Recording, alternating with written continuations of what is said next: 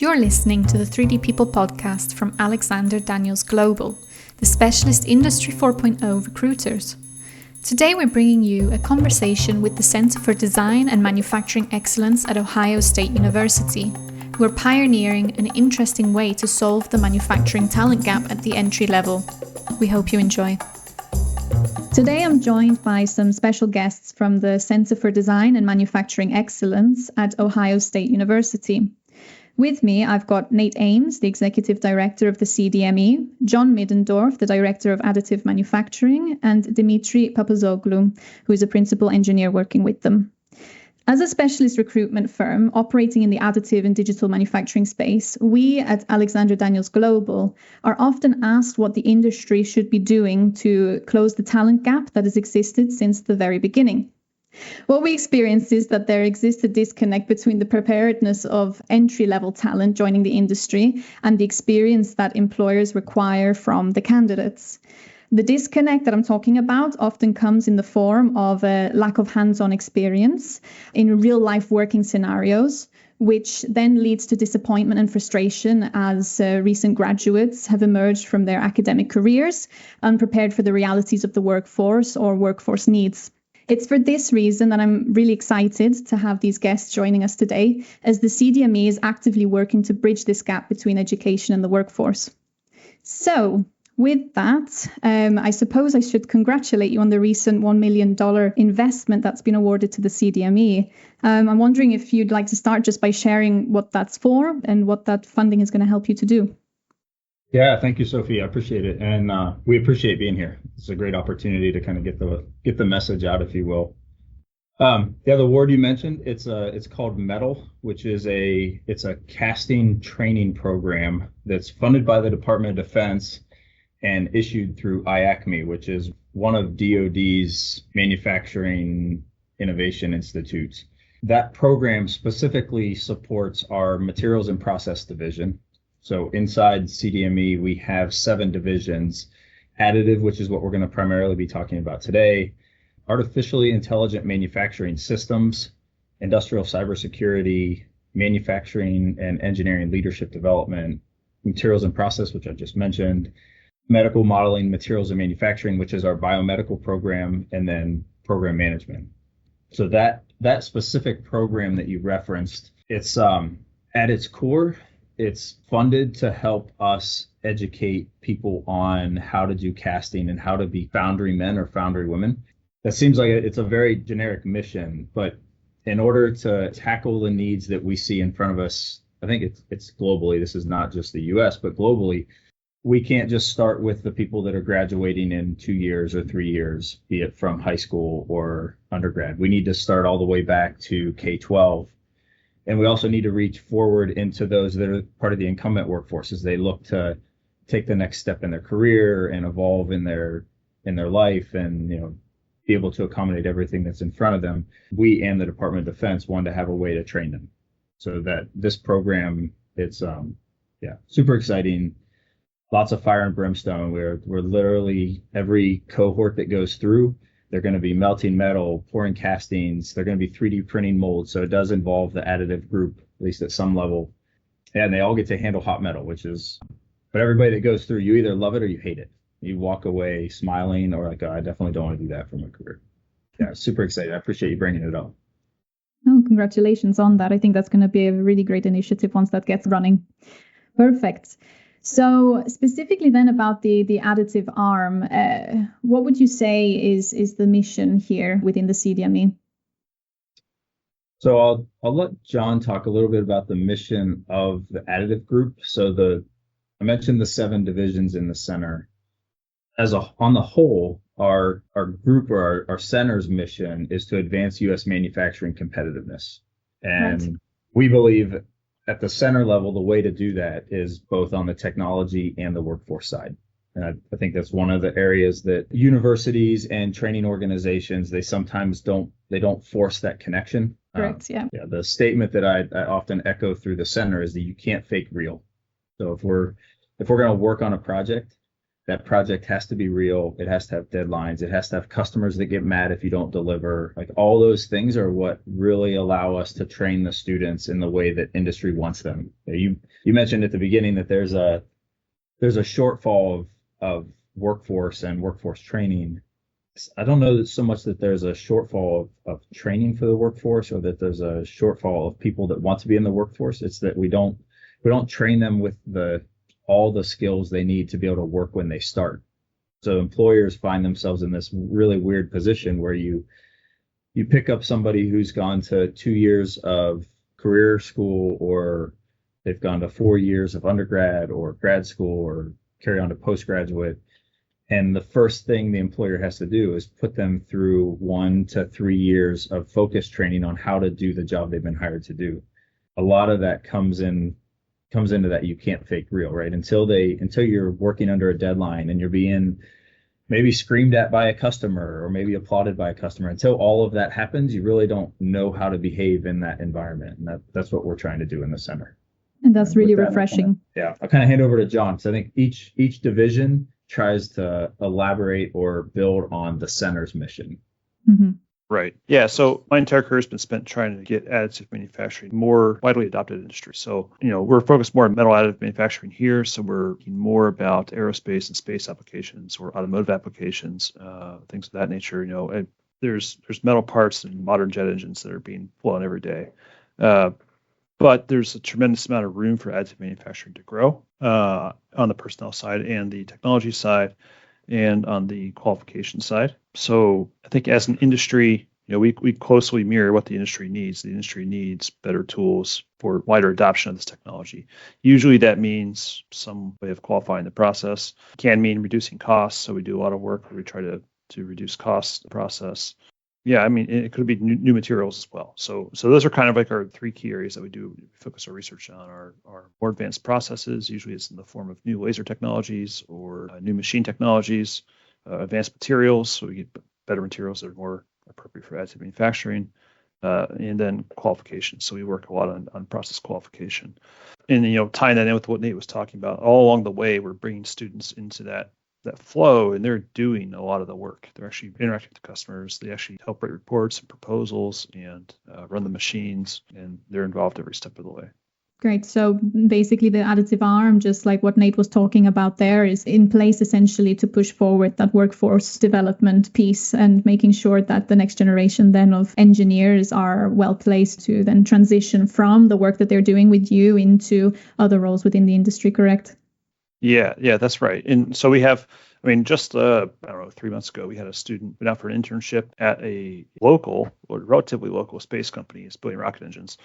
And he hasn't even graduated yet. And they said, hey, we want to keep him on. We want to keep him employed. So when he does graduate, we already have him. So in this case where we lost a student, he went into their floor, did such a good job right away as an intern that he got a job before he even graduated. So we actually didn't get him back.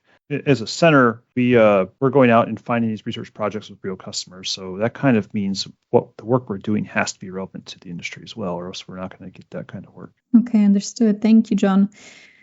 Nate, maybe if I just pass back over to you, after having heard all of this, I'm wondering now what has inspired the creation of the CDME for you, because you joined in 2014, am I correct? What was your purpose in joining, and what did you want to make of the CDME? Yeah, so I was employee number 1. There was a gentleman who worked with the university to kind of build this idea.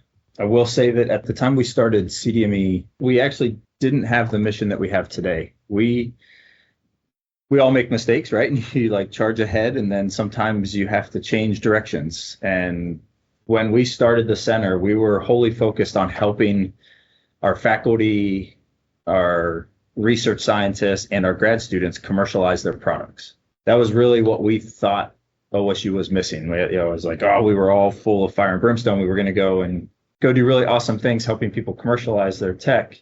And what we found is that doesn't really mesh well with the culture of the university. OSU is more focused on the graduate level research and the student education and the base or foundation of education for the students, not so much commercializing and launching companies.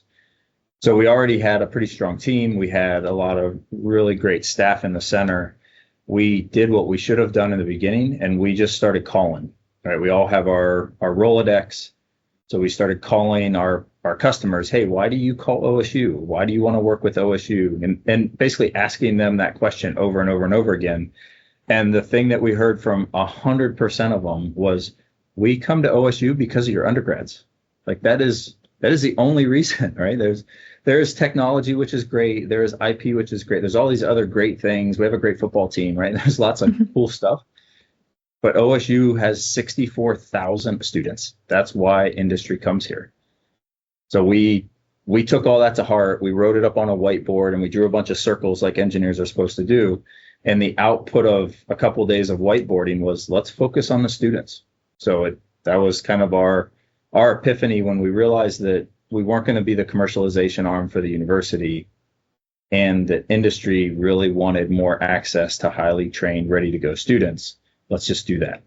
So at that point, in some ways, our life got a lot harder because I've believed from day one that it has to be real work, right? If you're living off of made up projects or programs that don't have a deliverable in the marketplace, the students aren't going to get the experience that industry really wants. So as soon as we turned the table or turned the page of the center, it meant that we all had to go out and start selling projects and beating on doors and finding folks that were willing to take a chance on us. Now I think reputationally, we're not asking them to take a chance, right? We've probably gonna get this number. It's not 100% right, but we're around 800 projects that we've completed for industry. And I can count on one hand those that did not go well, right? And there's always going to be projects that don't go great and students that didn't get the best experience. Right. But out of 800, it's like 2-3 projects total that when we look at all 800, we're like, whoa, okay, that one, no, that wasn't great. The rest of them have all been phenomenal, especially from the student training standpoint. That's fantastic and very inspiring, and really answers a need, as you mentioned, within the industry. It's what we're hearing as recruiters from employers when it comes to entry-level talent. So it's refreshing to hear that also you've got this branch of a university that has noticed the same thing and is doing something about it. So moving on a little bit, you mentioned there's 800 different projects that you've worked on at the CDME. Now, I saw that some of those projects are with, major companies like Boeing, SpaceX, GE, just to name a few. How do you see these partnerships benefiting both the students and the industry? So, yeah, those are three of our customers. We also do a lot of work for the federal and state government. Mm-hmm. So if you look at our portfolio, it's pretty evenly distributed between federal work and commercial work. The way it benefits the students and the organization, whether it's federal or commercial or state and federal or commercial, is that the companies or the organizations, they're working closely with our students. So I think that's one of the other lessons learned that we've had over time, is that if we set up a project or we win a project with a customer and that customer interacts with Dimitri, John, and myself every day, really nothing has changed. They're just paying for a research project that they could have done anywhere else in the world.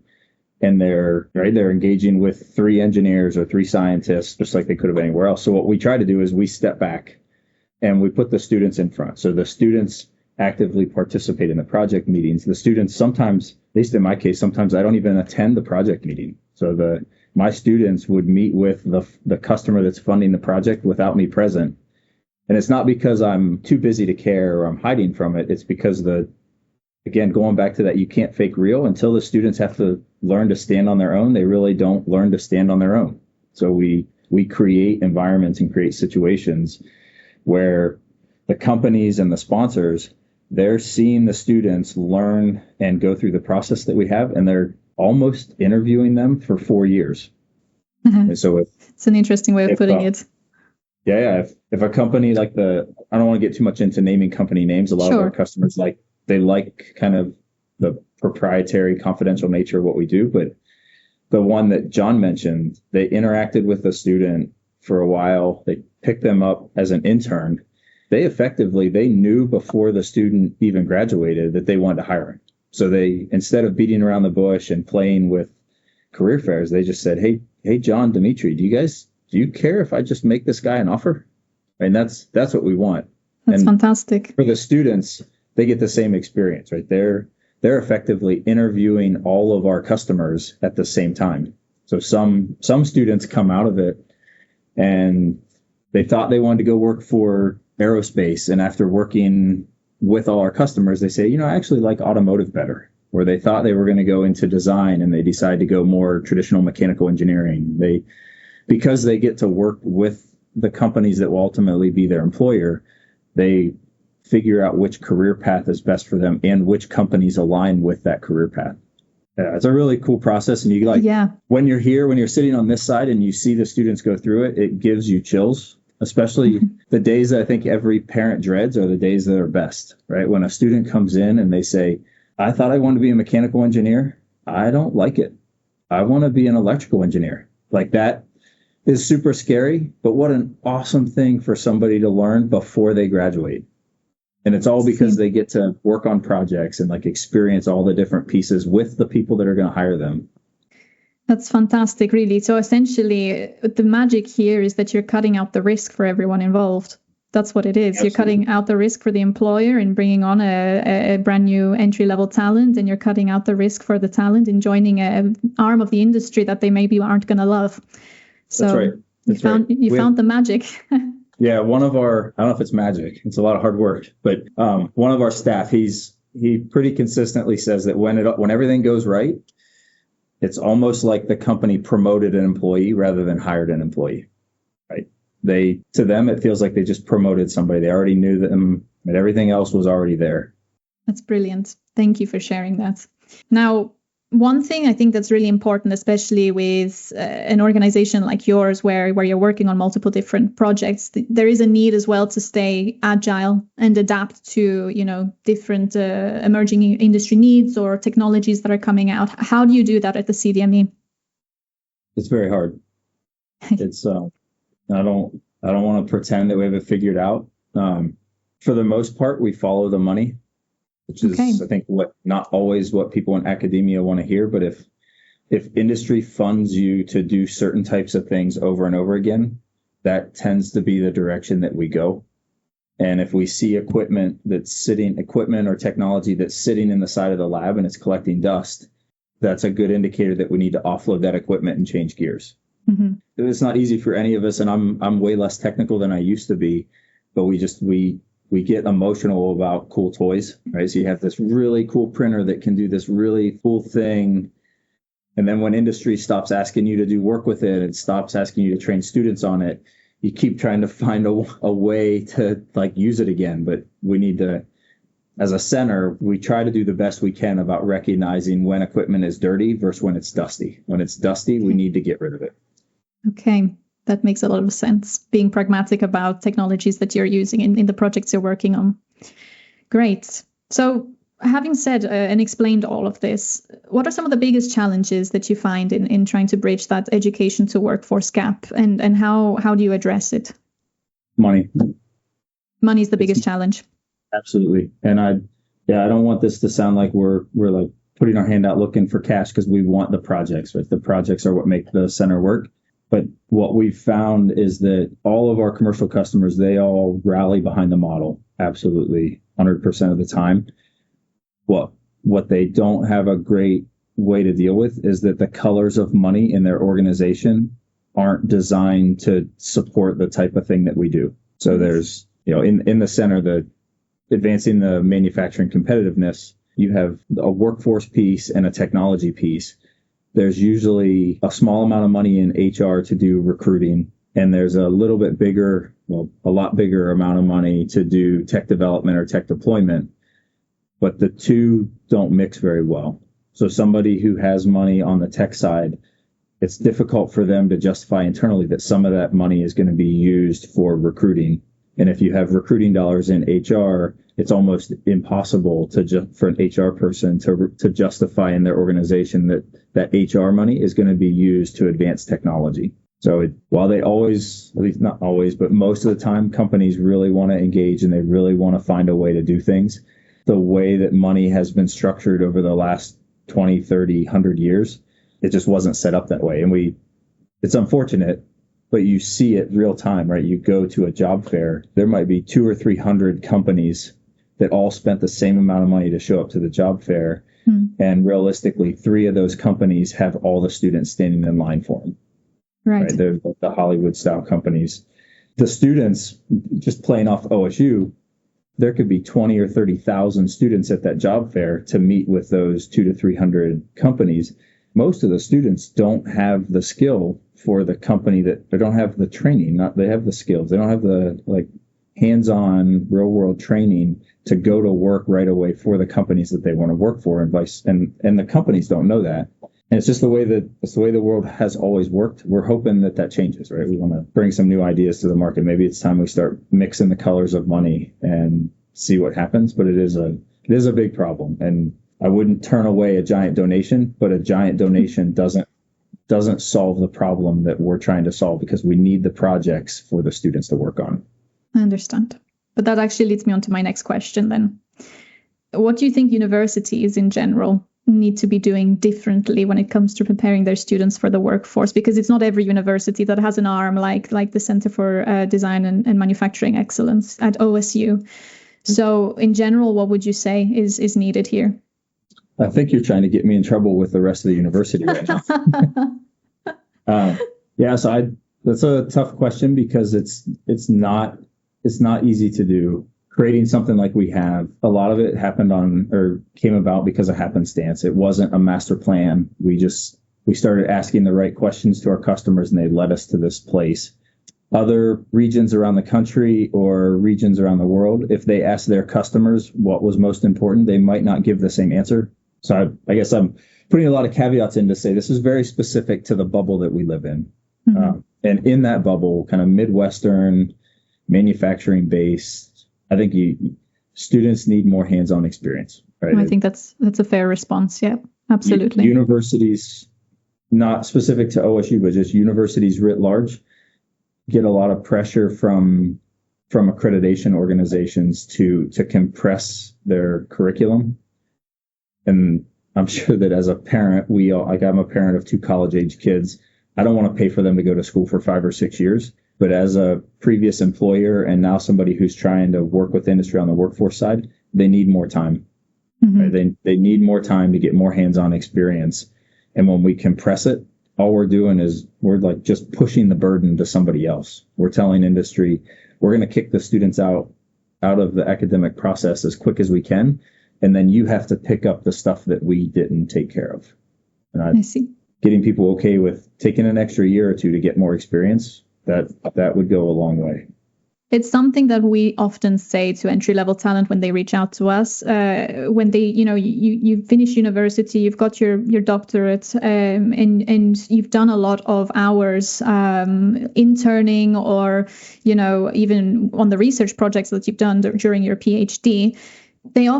Students or postgraduates, postdoctorates, they often assume that is enough to get them into a job, and that's perhaps the knowledge gap that is missing within the students as well, that the universities perhaps need to be sharing with them, that, take that extra year, like you just said, and get more hands-on experience to make you even more employable. That's, I think, what is missing as well. Absolutely. And you can think about it just in terms of hours too. So we encourage all of our students to do internships, right? Interns I think they have to happen, right? Again, going back to, you can't fake real. Mm-hmm.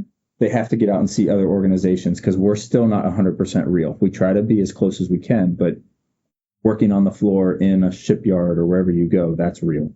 An undergraduate student, if they do 2 internships, they get somewhere between 700 and 1,000 hours of experience. So then that 700 to 1,000 hours worth of hands-on real world work experience is what they have to make all of their career decisions off of. And it's all that industry has to build off of once they're hired. When a student works in a program like we have in the center, they graduate with between 4,000 and 5,000 hours of experience. Mm. So if you just drew a bar graph and showed, if you can find a way to work 20 hours a week for 4 to 5 years, the amount of experience that you get inclusive of those internships, it's just, it's not like 1x or 2x.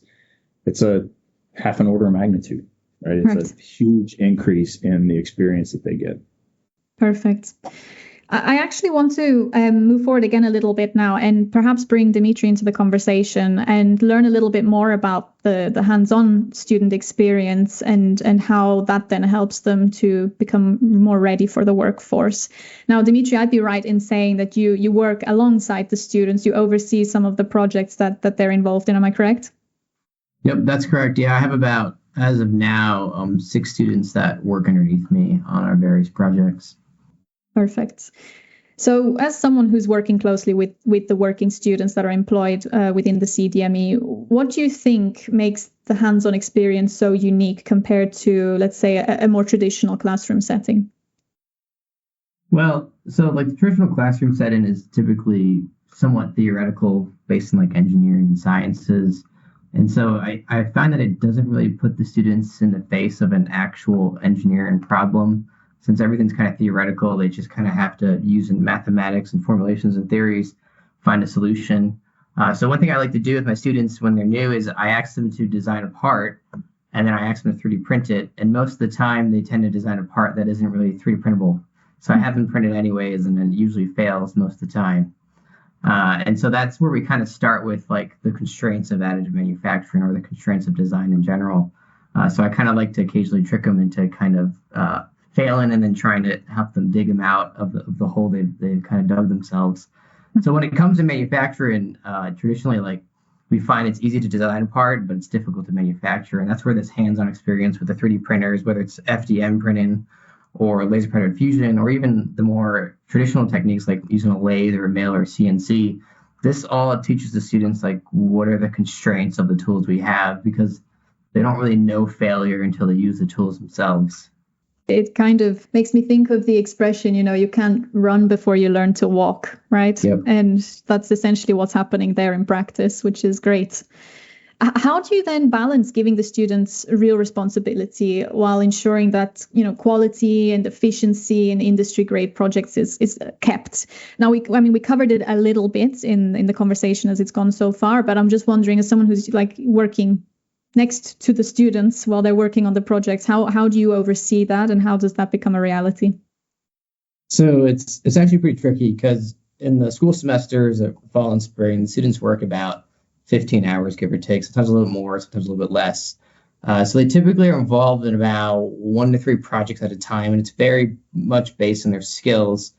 But I can think of a good example. So we use a software here called Materialize Magics, which is basically like a CAD-esque slicing software we use for a lot of the additive pieces. And if I have a project that requires a lot of time using Magics, I'll actually grab a student that doesn't have a lot of experience with Magics, and I'll have them work on that project, because one of the things I like to focus on here is really the educational aspect of what they don't know. And while that's actually the opposite of being efficient, it's actually less efficient to do it that way.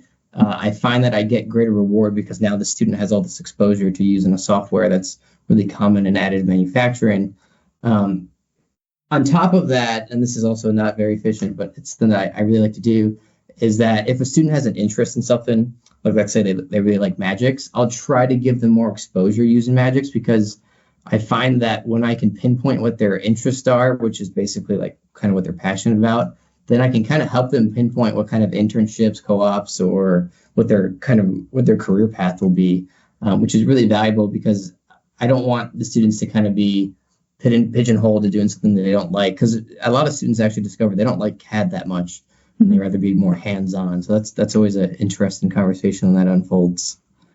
Do you ever come up against quality challenges? So ensuring that the work they're doing is to standard, and how would you maybe overcome that? I don't know if you have any examples that you can share.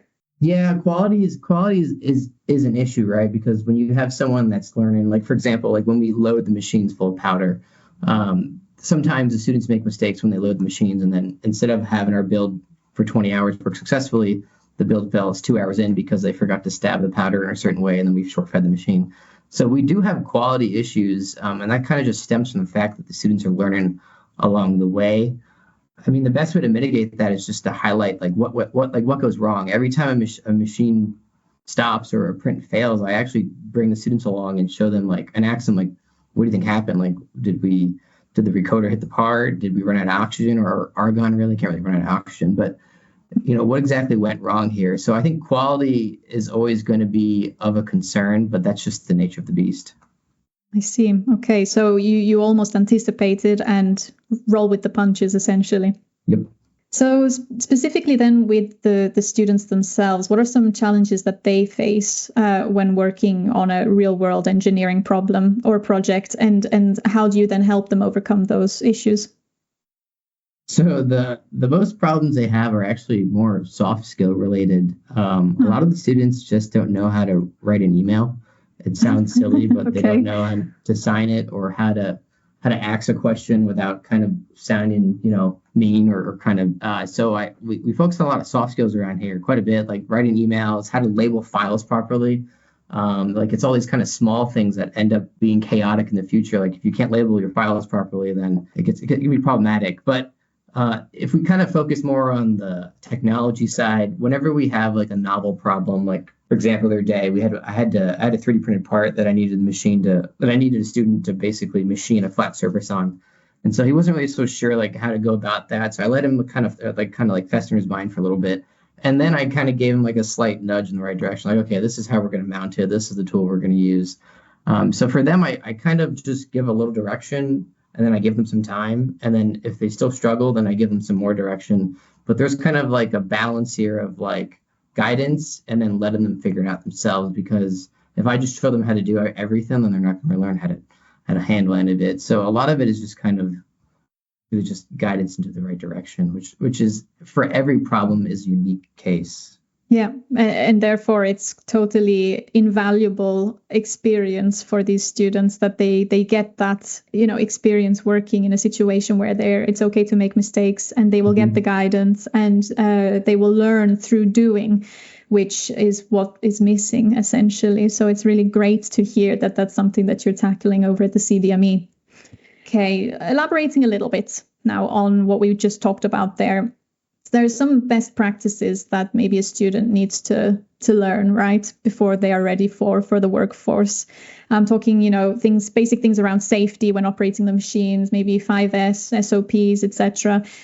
What do you do, or how do you approach teaching them these things? Is it just learn by doing again, or is there some more methodical way in which you approach this? So when it comes to safety, we're a little bit more methodical. So for example, on laser powder fusion machines, you have to do filter changes. We don't let students perform filter changes by themselves. It's typically a staff member that leads it, and then the students kind of watch or kind of assist where needed. And the main reason for that is that filter changes can be unsafe. You can have a fire risk from condensate or a filter catching on fire. But it's important that students kind of understand these risks because, in my opinion, I think the most unsafe part about metal additive manufacturing is kind of these filter changes and how unsafe condensate can be. So we do really focus quite a bit on safety, especially with also powder handling, which is the other kind of unsafe part about metal additive manufacturing. So how do you handle powder that can easily go into your lungs? So we focus quite a bit on the proper attire to wearing PAPR, how to use powder and virgin powder, especially when it's more kind of reactive like aluminum and titanium. For 5S, that varies quite a bit. So we do focus on 5S quite a bit in the lab in terms of cleanliness and organization skills. We have some ex-Honda employees here, and Honda uses 5S quite a bit. I think most automotive manufacturers use it quite a bit. So per staff member, it does vary, but we do implement 5S here in the labs as much as we can. Having 10 plus 3D printers very much does help to have some level of organization and cleanliness. Right. And then for SOPs, we do have SOP documentation for each of our machines, and it's kind of easy access. I think it's just a QR code on each machine so they can look at it right away. But we do have a pretty extensive training program that is online that the university has kind of curated to our students here at CDME. So that also goes over quite a bit at some of the SOPs and safety-related devices for our equipment here at CDME. And that's not just the metal machines, but also like the lathes, the mills, a lot of the machines, equipment, and the grinders and stuff like that. Okay, so it sounds like they get a very comprehensive, well-rounded learning experience, essentially, and working experience on the job. That's great. Now, I mean, we talked a little bit in the beginning about the way in which the students transition maybe out of working for the CDME. And I don't know, do you have students as well that remain working at the CDME? And what is the balance maybe of those who move out of the business and the ones that stay? What kind of roles do they go into, and kind of what companies tend to employ them after they've been with you? It's pretty rare for a student to stay at CDME after they graduate. They typically just translate over into industry.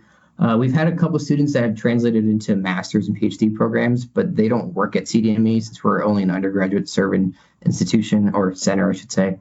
So they typically don't stay here. There's a couple of one-off cases, but not many. Most of the time, the students tend to go off to aerospace space companies. I don't really want to name names in particular.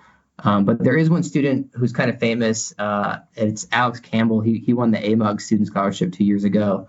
And then we have another student, Justin Levy. He just won the scholarship this year at AMUG, but he's still with us. He's not left us yet. But I know Alex is over at Blue Origin, working on some really cool projects.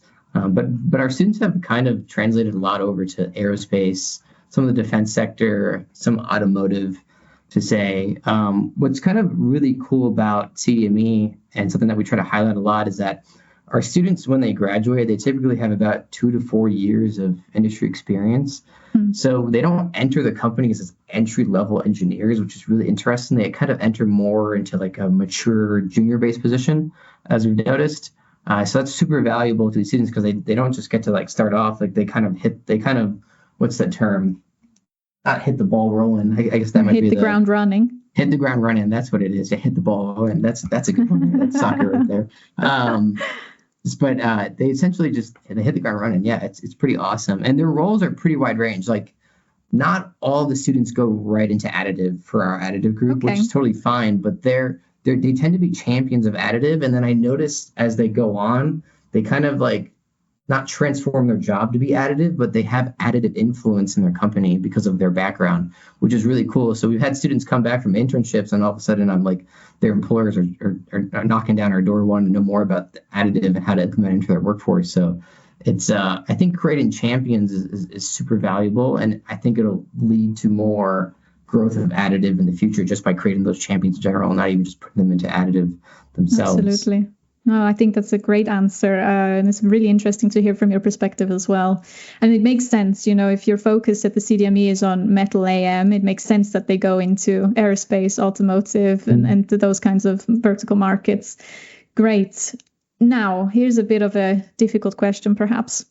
If there's anything that you could change or add to improve how students transition into the workforce, from your experience, having worked alongside them and having been a student in the past as well who was looking for work, what would it be? That's a tricky one. So I think the issue is that, so I have a PhD, right? So I went through the whole graduate program, and I kind of understand how academia is set up in a way. And traditionally, when a student goes through engineering program at a university, they're taught by people who have PhDs, and they typically don't have that much industry experience. They typically have stayed in academia all of their life. There are exceptions to this, and I've seen it. My PhD advisor, Dr. Amy Dahl, was an exception.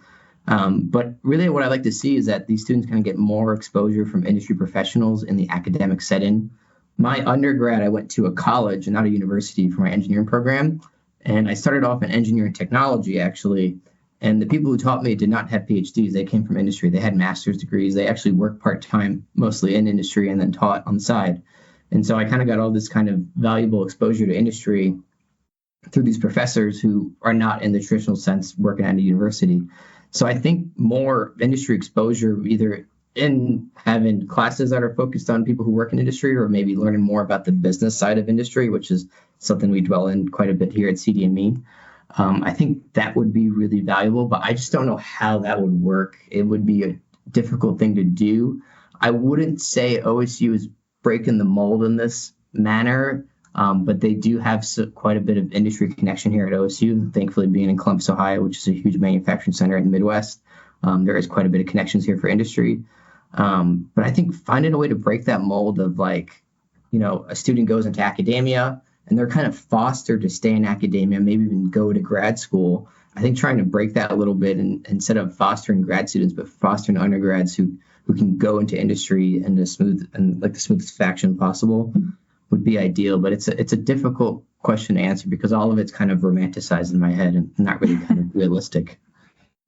Well, it's an interesting point you brought up there about the business skills as well being needing to be taught to students so that they can widen their scope a little bit about where they can go with what they have studied over the last 5 years of a degree or longer if you're doing a PhD, because in our salary survey report, we ask people in the industry who are working in the industry now, who are engineers already, who have years of experience, what skill it is that they think that they need to improve on in order to progress in their career.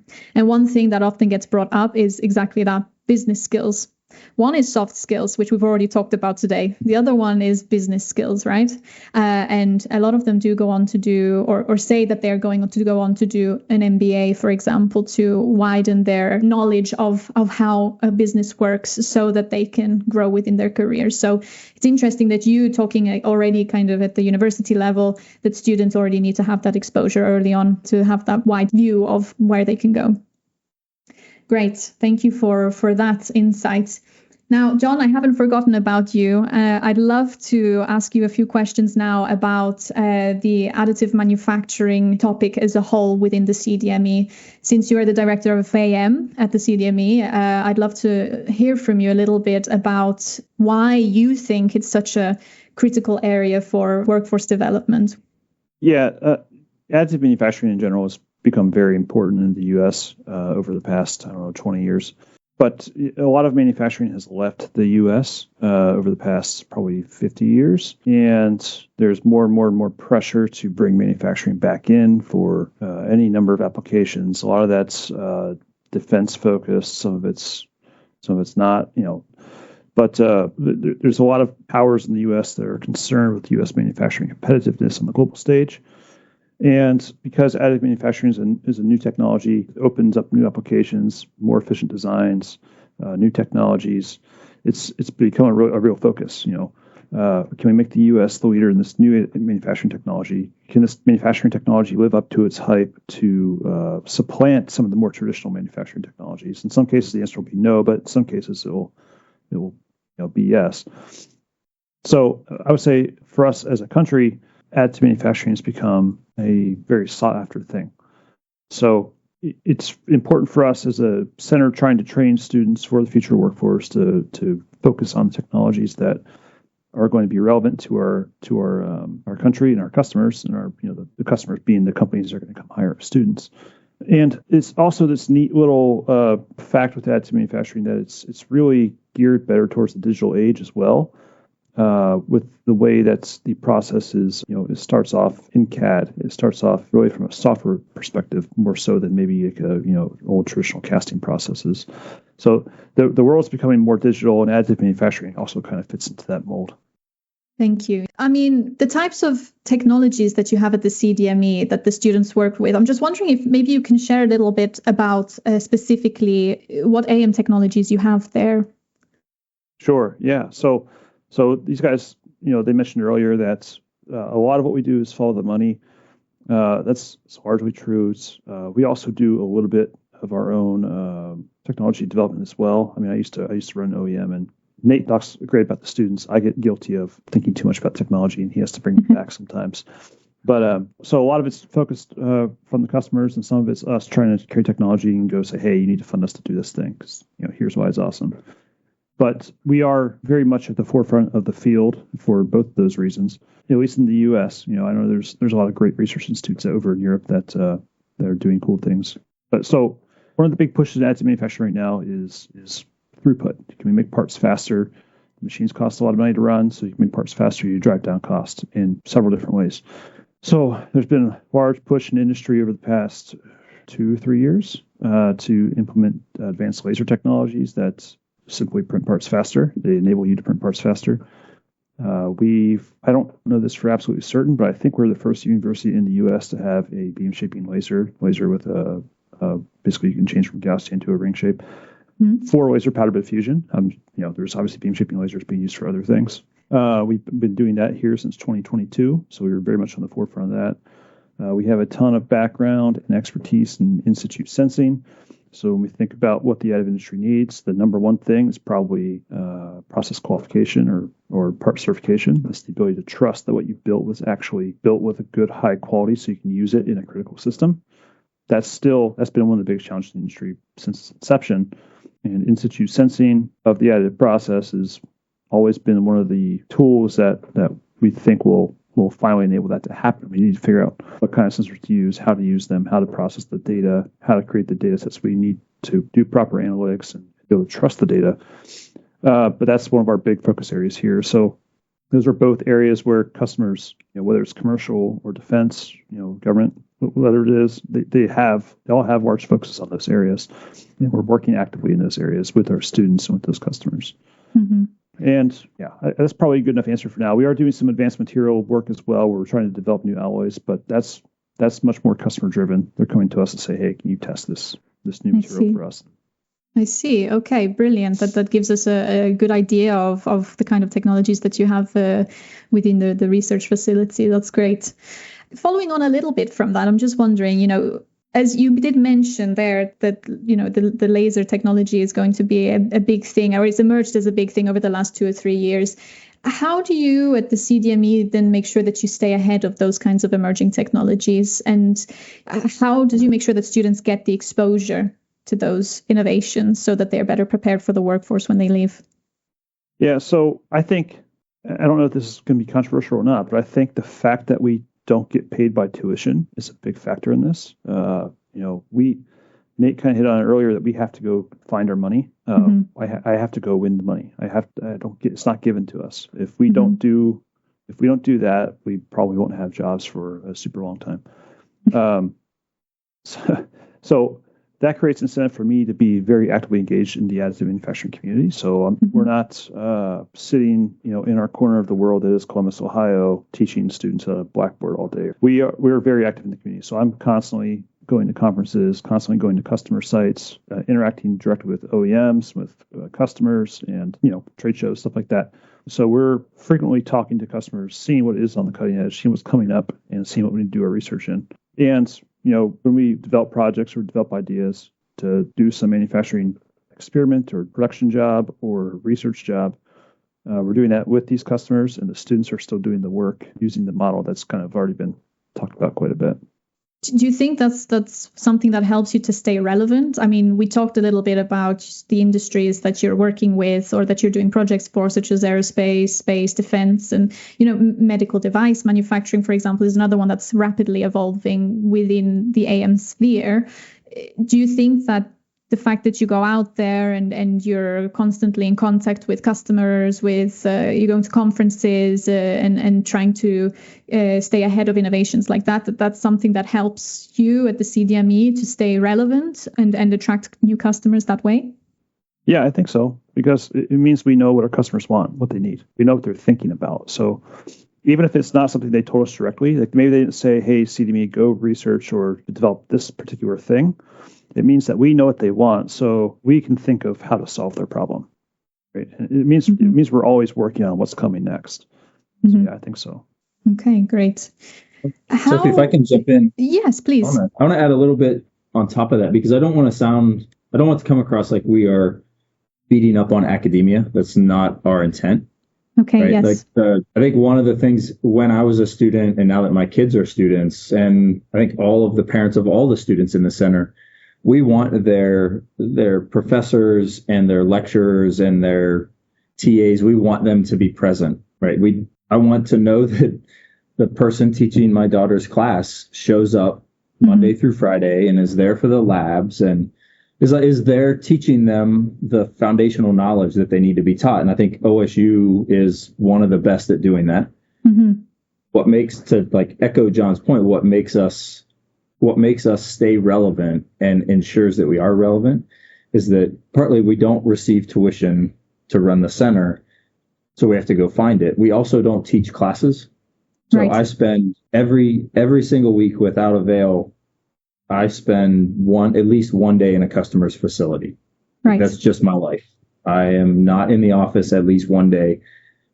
I don't want I wouldn't want the people teaching the students the foundational knowledge to vanish for 2 weeks while they're meeting with customers and walking their customers' facility and learning what their needs are. Like that. That's not what we need them to do. Of course. But that's what we do. That's what we have to do to survive. So it puts us in a different bucket. And of course, yes. The academia is absolutely needed, and what they're doing is right. We just by design or by necessity, we have a different experience set that we bring to industry and that we see from industry. No, I think I agree with you, and that's the impression I've had from the beginning of the conversation. Academia, as you've just mentioned there, is incredibly needed because, as you've mentioned already, it creates the foundation knowledge that all students who are going into, the engineering industries need to be able to be an effective engineer. And I think what we're talking about when we're talking about the CDME is the bridge that the thing that bridges the gap between academia and the workforce. And that's what the little niche that the CDME sits in. So it's not that it should exist instead of academia at all. It's more that it complements academia. Am I right in the analysis that I've given there?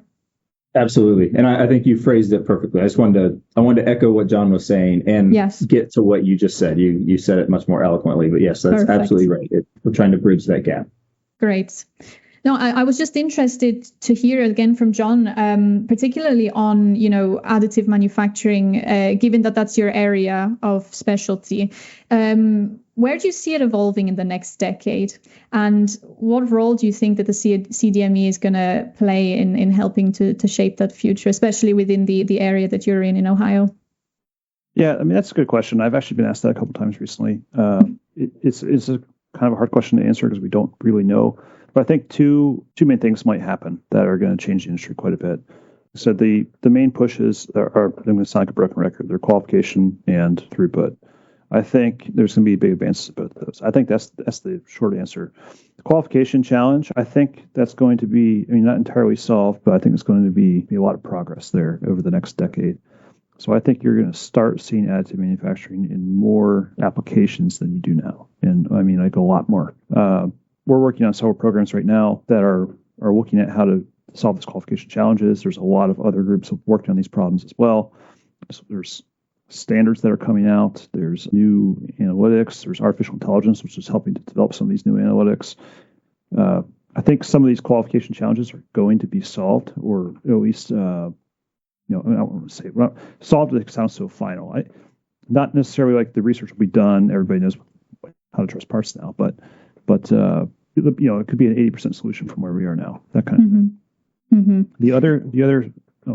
The question following? Yes, it was just then to elaborate on perhaps how at the CDME you're going to be playing a part in shaping that future. Now, you mentioned like AI, for example, is one thing that is shaping the industry at the moment, and knowing that that's going to continue to shape the industry over the next 10 years, for example. How do you see the center playing a part in that? Yeah, so we actually have multiple projects right now working with the Navy and the Air Force. Probably others I can't think of off the top of my head, but we're working with companies that are AI companies that are building AI tools to try to qualify the processes, the certified parts, and say, all right, we know this part's good or we know this part's not. Here's why. It tells us we have this big data set underneath to prove it. We're actually working with some of these companies now with some of these key customers to solve those problems. Yeah, we're working on the artificial intelligence side now. So the artificial intelligence is going to take in the sensor data. The sensor data is going to be, it's the input into the black box that is the AI model that spits out the answer. Mm-hmm. So that's how the sensor data fits in. The data is watching the process. It's telling you what's going on in the process. You need some way to interpret that data. What we found over the past 10 or 15 years using traditional data analytics with in-situ sensing additive manufacturing is that it's extremely difficult. There's a lot of confounding variables in the process. There's a lot of false positives, false negatives, what you think is a problem in a process versus what you think is fine. And AI tools can be very helpful in teasing out why those exist and looking at what's actually true. Mm-hmm. Great. Now, let's say I'm a company that's considering working with the CDME on an additive manufacturing project. What do I need to know before I can agree to work with you? there's good things and there's things that aren't bad, but they're things that you should know, like you said. Right. So I think on the good side, hopefully what this conversation is done, if anything else, is show you that we're going to have access to really good students who have unique experience. So if you are interested in access to the students, you're going to get access to the best students. We've got a very well outfit lab with very nice equipment. And so we've got the key technologies you're probably going to want to work with. And we have contracting tools and team in place to make working with us very easy from the administrative side. So that's all great. I will say if you're using student labor and they have to go through the kind of process that Dimitri said, where they have to learn how to use some new tool, or maybe they have to learn how to write an email to you, and maybe it takes some amount of time longer than it would be if you went to a company that had full-time staff that worked on everything by themselves. So that there is you have to be willing to let students make mistakes, but the output is you get these students who are now they've made these mistakes and they're very good potential employees. And by the end, it also sounds like it's not that the end product is going to be impacted by the fact that you're allowing the students to make mistakes. Am I correct? That's the idea. That's why we exist, to mentor them and guide them and make sure that the work's eventually done correctly. Yeah. Okay, perfect. That's great. Thank you. Now, I've got one final question, and perhaps this was one for you, Nate. It's specifically about the CDME and where you see it heading in the next 5 to 10 years. And given the success that we're seeing with the way that the model that you've got at the CDME is working, are there any plans to expand that model to other universities or industries? Yes. So plans, that may be too formal of a word.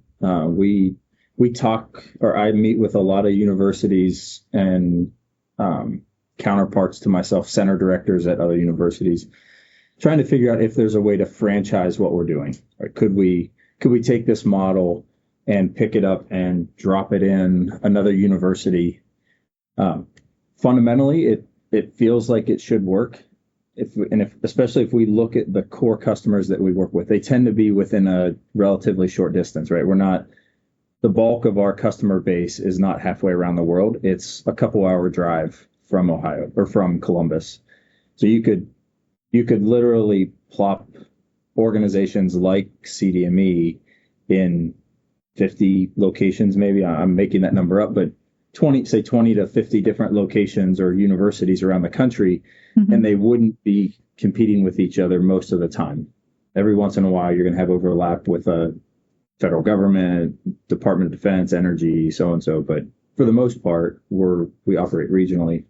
The reason I say it's not quite a plan, it goes back to the statement I made earlier in the conversation that when we asked our customers, which are in that say 3-hour radius of Columbus, when we ask them what they want and why they call, their answer was very specific and very crisp, and it was very focused on undergraduate students. I haven't asked that same question in other regions. And I think demographics, society, life, drinking water, you name it, things are different everywhere. And the only thing that we know about things being different is they're not the same. So I'm hesitant to say that we can or we will franchise it, but we are actively talking with universities and our peers to see if there's a way to do it. It doesn't take anything away from us, right? It's great for the country, it's great for the world, and it doesn't hurt anybody. In terms of where I would like us to be, so if I had a crystal ball, this is probably more of a 10-year look, but I would like to hit 1,000 students a year. Right now, we try to hire students as close to their freshman year as we can, and then we give the handshake that as long as you don't quit on us, we won't quit on you, and we try to retain them in the center until they graduate. Under that model, there's always attrition, right? There's students coming in their freshman year, and there's always some graduating. Each year, we have somewhere between 150 and 160 students. Okay. And that's, again, it gets to be a weird conversation, but that largely goes back to how much work can I go find, can John go find, can Dimitri go find? Like we're all trying to go find projects that are funded so we can support the students. but we can't be gone 100% of the time because then we're not mentoring the students. Right. So there's that balance of, I've been gone for 2 weeks.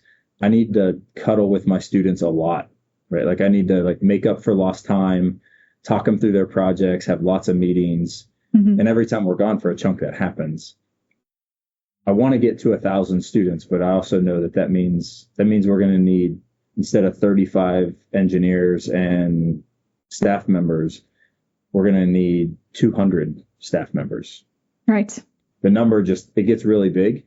The good news is, at least on the napkin math that I do on my whiteboard, I guess it's whiteboard math, not napkin math, but when I do the math, we do about 10 million in revenue right now. So that's like not pass through, just like scrubbing everything and only count the sticky money that stays here in the center.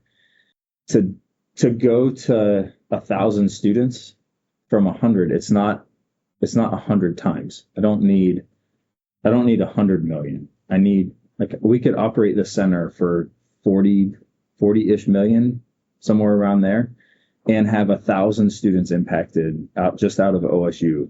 And that, I don't know why that number seems like a good number. It just feels like if we could hit 1,000 students, it would be phenomenal. Right? It would definitely be a great milestone from where you are now. Yeah. Perfect. Well, thank you so much for sharing your thoughts. And all three of you, thank you for joining today. I think it's been an incredibly enlightening conversation. And I'm sure that there are many employers and also students that will be listening to this who are going to have their eyes open to a method that works for bridging the gap between education and the workforce. So I want to congratulate you on the success you're having. And I really do hope that you're able to roll this out to other institutions or educational institutions across the country. That would be absolutely fantastic for solving the workforce issue that we're currently living through right now in the industry. So thank you again. And I look forward to seeing you all again soon. Thank you. Appreciate it. Thank you, Sophie. Yep. Thank you. Thank you for joining us for this episode of the 3D People podcast. As we've heard throughout this episode, the work being done at the CDME is proving to be an important augmentation to the existing university education system. Any organization or other universities that are interested in collaborating, partnering, or supporting their mission, you can contact the Centre's Executive Director, Nathan Ames, who has provided his contact information in the description of this podcast. We hope you have a great rest of the day.